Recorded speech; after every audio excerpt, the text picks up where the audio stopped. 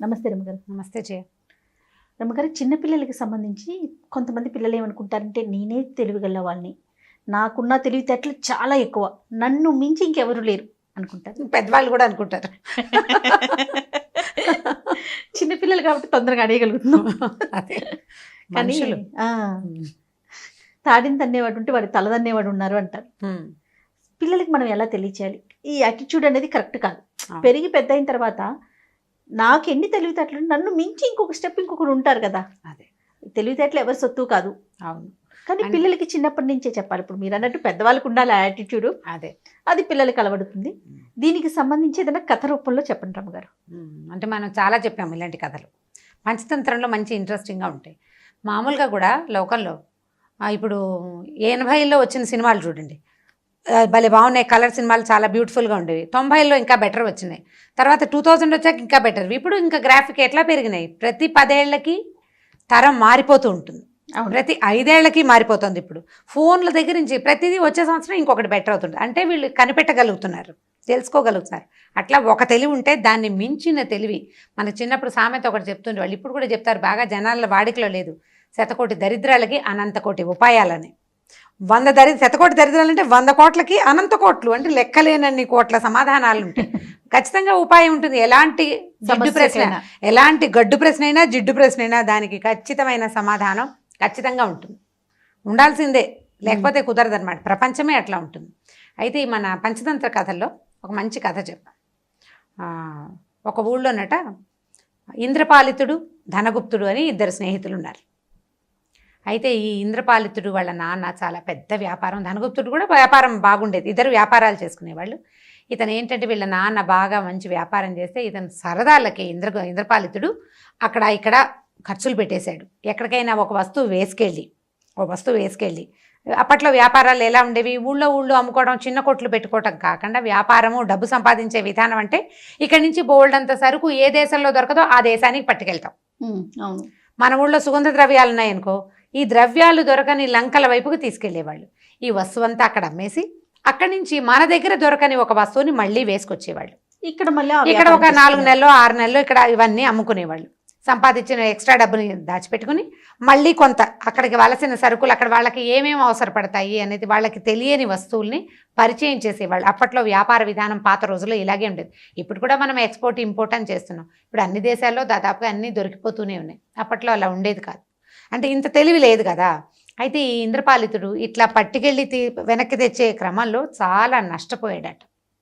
నష్టపోతే ఏమైంది, చివరికి ఇల్లు వాకిలి కూడా కోల్పోయాడు. కొంచెం జూదమాడి కాస్త ఫ్రెండ్స్ తోటి విలాసార్థం ఖర్చు పెట్టి ఇల్లు వాకిలి అన్నీ పోయినాయి. వాళ్ళది యాక్చువల్గా వ్యాపారం ఇనుప వ్యాపారం, ఇనుము వ్యాపారం అనమాట. అయితే అతను ఏం చేశాడంటే ఇదంతా విసుగుపుట్టిపోయింది అతనికి. చాలా ప్లాన్డ్గా బిజినెస్ చేయాలి, ఇంకా ఇలాంటి చెడలవాట్లకి లోను కాకూడదని బాగా నిశ్చయించుకుని ఈ ధనగుప్తుడు ఉన్నాడు కదా, అతని దగ్గరికి వెళ్ళి ఏం చెప్పాడంటే, నేను శ్రీలంక వెళ్ళాలనుకుంటున్నాను. అప్పట్లో సింహళ దేశం అనేవాళ్ళు. వెళ్ళాలనుకుంటున్నాను.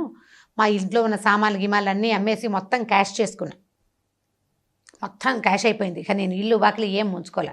కానీ మా తాత ముత్తాతల నుంచి వచ్చిన ఒక కాటా ఉంది మా ఇంట్లో. ఆ కాటా అంటే ఏంటి, త్రాసు, కాటా అంటారు. అదేంటంటే మామూలుగా త్రాసు అయితే చిన్న వస్తువు కదా, వెయిట్ తూచేది, తూనికలు తూచే వస్తువు. పెద్ద కాట, అది దాదాపుగా 60 కేజీల బరువు ఉంటుందట. పెద్ద ఇనప కాట ఉంది. అచ్చొచ్చిన కాట. మా తాత ముత్తాత దాంతోటి వ్యాపారం చేశారు. ఇనుము తూచాలంటే పెద్ద కాటాలు కావాలి కదా. 100 కేజీల పైన తూచాలి ఒకటేసారి. అంత పెద్దదనమాట, బరువైనది. దాన్ని తెచ్చి మీ కొట్టు గదిలో పెట్టిస్తా, నేను వ్యాపారం చేసుకొస్తాను. నా కాటాని జాగ్రత్తగా ఉంచు. మొత్తం అన్ని అమ్మేసిన ఈ కాటాని అమ్మలేకపోయాను. ఎందుకంటే మా నాన్న, మా తాత, మా ముత్తాత అంతకుముందు కూడా చాలా తరతరాల నుంచి వస్తున్న ఆస్తి, వెండి బంగారాల మీద కూడా ఆసక్తి లేదు. కానీ మా తాత ముత్తాత ముట్టుకున్నారని ఈ వస్తువు నాకు వదలాలని లేదని చెప్పాడు. చెప్పి ఆ కాటాని ఈ ధనగుప్తుడికి అప్పచెప్పి ఇతను ఏం చేశాడు, ఏవో ఆ ఊళ్ళో దొరుకుతున్న చీపుళ్ళు చాటలు పుచ్చుకొని తేలిగ్గా దొరికే వస్తువులన్నీ కొనుక్కొని సింహళ దేశానికి వెళ్ళిపోయాడు.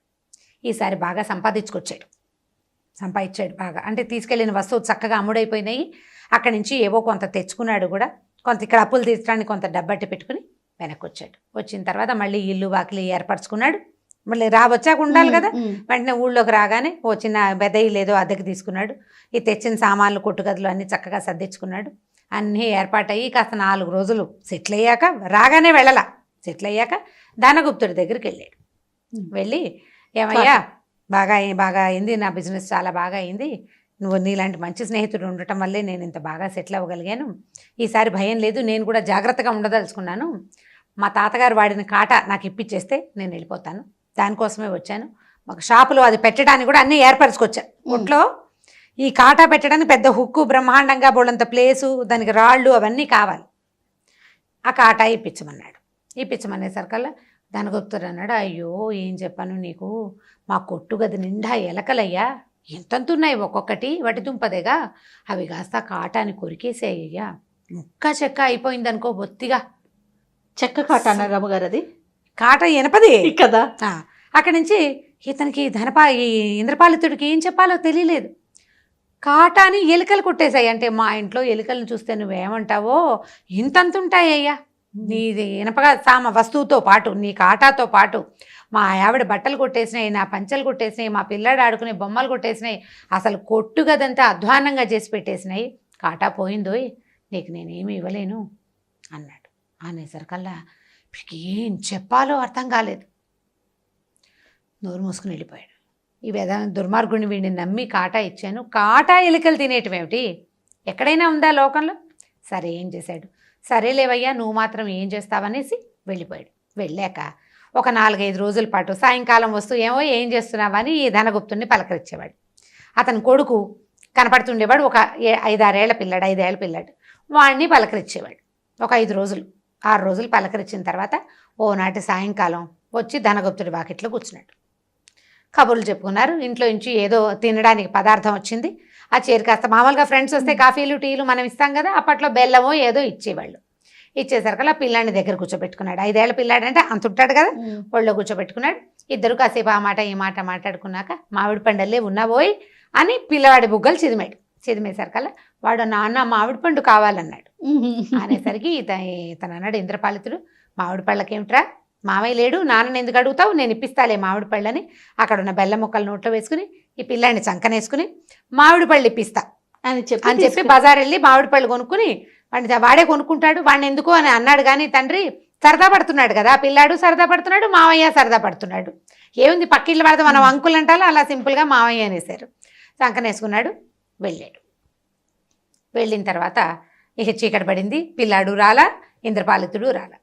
ఈ ధనగుప్తుడు ఇదేమిటి చీకటి పడింది ఇంకా రాలేదని పిల్లాడిని తీసుకురాలేదని అతని కోసం రోడ్డు మీదకి బయలుదేరాడు. చీకటి పడిపోయింది, పిల్లాడు అన్నం తినేవాడు. 5 ఏళ్ల పిల్లాడు అంటే 7-8 అయ్యేసరికి అన్నం పెట్టద్దు, కనపడలేదు.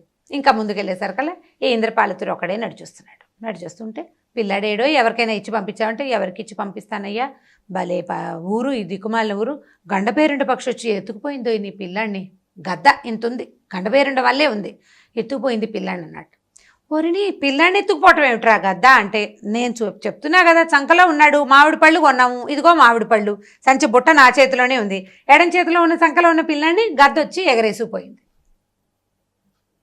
గండపేరుండ జాతికి చెందింది అయి ఉంటుంది, పిల్లాడిని ఎగరేసిపోయింది అనేసరికల్లా అవురవురా నా పిల్లాడిని ఏం చేసావో చెప్పు, ఏం చేసావో, నా పిల్లాడిని ఎవరికైనా అమ్మేసావా అని ఏడవటం మొదలుపెట్టాడు. చుట్టుపక్కల జనం అంతా చేరారు. న్యాయాధికారి దగ్గర పదండి అని తీసుకుపోయారు. తీసుకెళ్లేసరికల్లా న్యాయాధికారి అడిగాడు, ఏమిటి నువ్వు చెప్పే మాటకు అర్థం ఉందా, ఎక్కడైనా ఉందా, గండపేరుండాలి ఎక్కడన్నా, ఈ కాలంలో నువ్వు పేరు వచ్చి కాబట్టి చెప్పావు, ఈ కాలంలో గండపేరుండాలి ఎక్కడ ఉంటాయి, గండపేరుండాలి ఎప్పుడో పాతకాలం, ఇప్పుడు లేవు, గద్దలు ఉంటాయి, గద్ద ఎట్లా ఎత్తుకుపోతుంది పిల్లాడిని, గద్ద ఎత్తుకుపోవటం ఏంటి, పిల్లాడిని ఎవరికో అమ్మేశావు, లేదా వాడిని నీతో ఉంచుకునే ఉద్దేశంలో ఎక్కడైనా దాచిపెట్టుంటావు, ఆ పిల్లాడిని దాచేసి ధనగుప్తుడి దగ్గర డబ్బులు కొట్టేయడానికి నువ్వు ఎత్తేసావు, నిజం చెప్పు అని న్యాయాధికారి చాలా గట్టిగా ప్రశ్నించాడు. అన్నాడు, కాదు ప్రభు, ఈ ఊరే అలాంటిది, బ్రహ్మాండమైన 60 కేజీల బరువుండే, కేజీలు అనకూడదు మణుగులు అంటారట, 60 మణుగులుండే కాటాని ఎలుకలు తినేసాయి ప్రభు, ఈ ఊళ్ళో ఎలుకలు తినేసినాయి.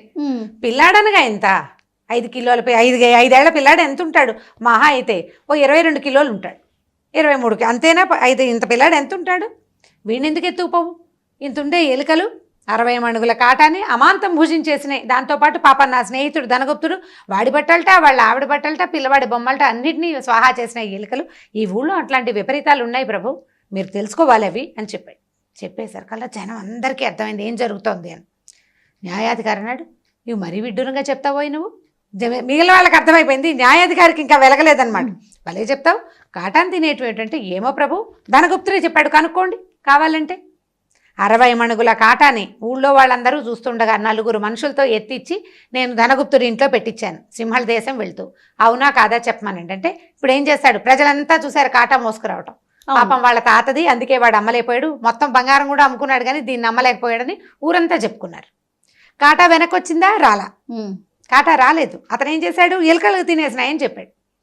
60 మణుగుల ఇనుము, కాటా అంటే ఇనప వస్తువు కదా, బోల్డ్ రేటు పలుకుతుంది. నా కాటా అమ్మేశాడో ఏం చేశాడో వీడికి తెలియదు కదా, అతన్ని కనుక్కుని చెప్పండి. ఎలుకలు తినవు అని అతను చెప్తే, ఎత్తుకుపోవు గద్దలు అని చెప్తాను నేను. ఎలుకలు తిన్నది నిజమైతే గద్ద ఎత్తుకుపోయింది కూడా నిజమే ప్రభు. దాంతో న్యాయాధికారి వెంటనే ఆయనకి అప్పటికి వెలిగింది. ఈ ధనగుప్తుని కేకలేశాడు. స్నేహితులతో ఇట్లా చేస్తారా? వ్యాపారస్తుల్ని నమ్మకూడదనే మాట పుట్టిస్తావు నువ్వు. బిజినెస్సే, స్నేహం స్నేహమే. నువ్వు వ్యాపారం చేసేటప్పుడు మోసం చేయాలి. వ్యాపారంలో కొంత మోసం అవసరం ఉంటుంది. నువ్వు 10 రూపాయలకి తెస్తావు, దాన్ని 100 రూపాయలు చెప్తావు, 80 రూపాయలకి అమ్ముతావు, నీ లాభం చూసుకున్నావు, కొంత మటుకు బాగుంది. కానీ నువ్వు రూపాయి కూడా వాల్యూ చేయని వస్తువుని 100కి అమ్మకూడదు, అది తప్పు. న్యాయంగా చేయాలి. ఇప్పుడు వ్యాపారంలో నువ్వు ఏం మోసం చేస్తావు అనేది అది నీదే. కానీ స్నేహితుడిని మోసం చేయొచ్చా ఇట్లా? అతను నీ దగ్గర న్యాసంగా ఉంచిన వస్తువు, అంటే కొన్నాళ్ళు ఉంచమని ఇచ్చిన వస్తువుని, దాన్ని కూడా నువ్వు వ్యాపారంగా తీసుకోవటం చాలా తప్పని అతన్ని కేకలేశాడు. ఇతను ఏం చేశాడు, ఇంద్రపాలితుడు పిల్లాన్ని వాళ్ళ పనివాడి ఇంట్లో అట్టు పెట్టాడనమాట ఆడుకోవడానికి. వాడు అన్నం తినక నిద్రపోతున్నాడు. ఆ పనివాడి కబురు చేస్తే భుజాన్ని వేసుకుని 5 ఏళ్ల పిల్లాన్ని పట్టుకొచ్చి ఇచ్చాడనమాట. ఆ పిల్లాన్ని అప్పచెప్పి తన కాటా తను తీసుకున్నాడు.